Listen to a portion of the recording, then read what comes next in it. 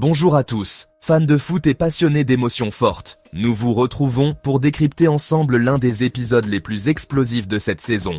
Installez-vous confortablement, car ce récit mêle drame, controverse et passion sur les terrains d'Espagne. L'aventure commence mercredi dernier, lors d'un derby de Madrid en 8e de finale retour de la Ligue des Champions. Le Real Madrid, dans un match palpitant, s'est qualifié pour les quarts de finale, déclenchant une vague d'enthousiasme dans la capitale. Mais la saison réserve encore bien des surprises. Ce dimanche, le FC Barcelone au Metropolitano contre l'Atlético de Madrid, actuellement 3e du championnat.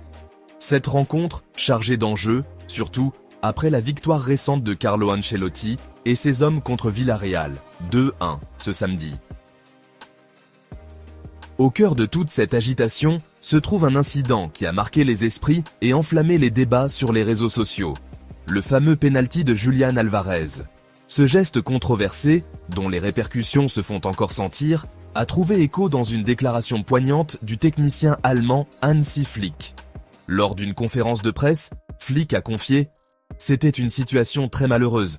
J'ai eu de la peine pour lui, car c'est un joueur fantastique, l'un des meilleurs attaquants. Je n'ai rien à dire à ce sujet, puisque ce n'était pas ma décision. Je l'ai vu, et je suis désolé pour lui. » Ces mots, empreints de compassion et de respect pour le talent de Julián, montrent à quel point le football peut parfois se transformer en un véritable drame humain, où chaque décision se pèse de conséquences immenses. Mais l'histoire ne s'arrête pas là. La polémique prend une tournure encore plus dramatique avec l'intervention d'Enrique Cerezo, le président de l'Atlético de Madrid.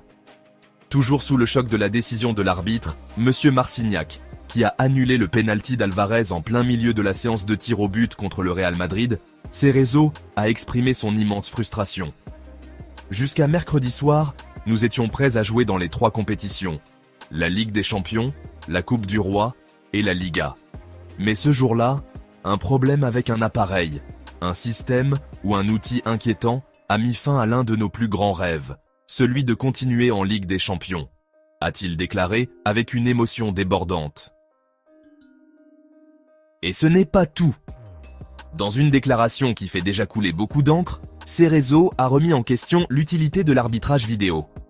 Selon lui, la VAR est un outil controversé, elle n'est pas fiable, et, surtout, nous avons tous cru qu'elle avait été introduite pour rendre le football plus juste, mais je pense qu'elle a été instaurée pour le rendre plus injuste. Ces propos percutants relancent le débat sur l'avenir de cette technologie dans notre sport favori, d'autant que plusieurs clubs espagnols réclament déjà sa suppression. Merci d'avoir suivi ce décryptage de l'actualité footballistique.